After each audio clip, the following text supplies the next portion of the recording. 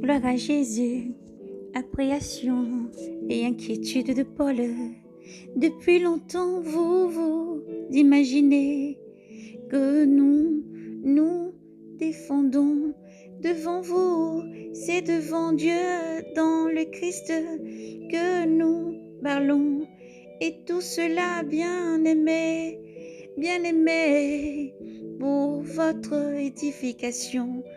Je crains en effet qu'en mon arrivée, je ne vous trouve pas tel que je voudrais, et que vous me trouviez tel que vous ne voudriez pas, qu'il n'y ait discorde, jalousie, animosité, dispute, calomnie, commérage, insolence, désordre.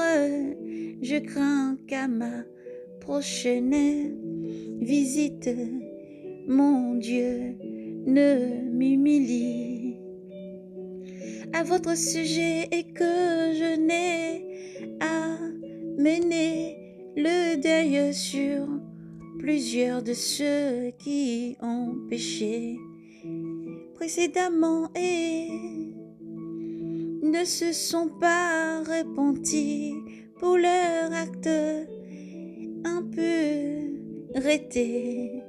de fornication et de débauche.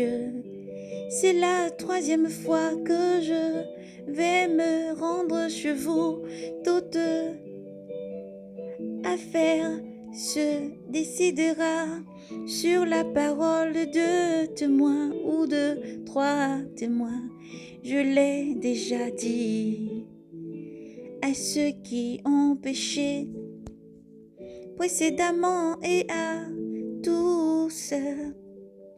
tous les autres, et je leur ai dit d'avance aujourd'hui que je suis absent comme lors de mon second séjour. Si je reviens, je serai sans ménagement, puisque vous cherchez une preuve que le Christ parle en moi, lui qui n'est pas faible en votre égard, mais qui est puissant parmi vous. Certes, il a été crucifié en raison de sa faiblesse, mais il est vivant par la puissance de Dieu.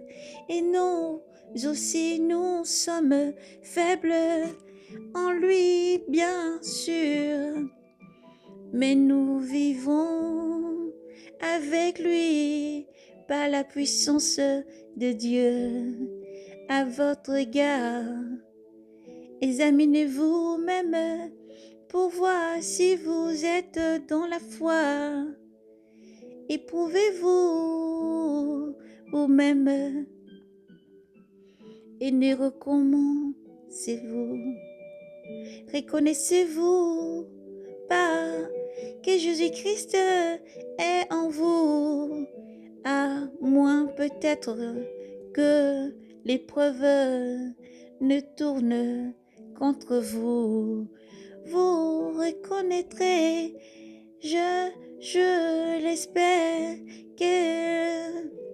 qu'elle ne tourne pas contre nous. Nous prions Dieu que vous ne fassiez aucun mal. Notre désir n'est pas de paraître l'emporter dans l'épreuve, mais de vous voir faire le bien, et de succomber ainsi dans l'épreuve, car nous n'avons aucun pouvoir contre la vérité. Non, nous n'avons que pour la vérité. Oui, nous nous réjouissons quand nous sommes faibles et que vous êtes forts. Ce que nous demandons dans nos prières, c'est de votre affermissement. Voilà pourquoi je vous écris cela, étant absent en fait, afin de n'avoir pas une fois présent à user de ces vérités selon le pouvoir que le Seigneur Jésus-Christ m'a donné pour édifier et non pour détruire, pour édifier et non pour détruire. Jésus vous aime, Jésus vous aime. Éprouvez-vous chaque fois. Soyez braves et courageux, persévérez et gardez une foi en constance.